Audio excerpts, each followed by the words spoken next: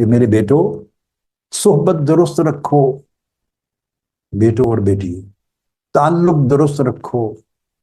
کہاں سے دین کو، حق کو، سچ کو، حقیقت کو سمجھنے کی کوشش کر رہے ہو، اس جگہ کو پہچانو کہ وہ خود تو بھٹکے ہوئے لوگ نہیں ہیں، کہیں وہ خود تو بھٹکے ہوئے نہیں ہیں۔ پہلی صدیوں میں سلف صالحین کا قاعدہ تھا،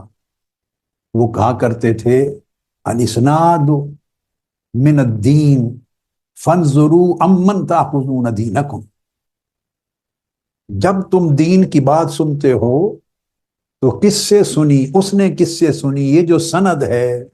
اس سند کے اندر دین کی صداقت پوشیدہ ہے،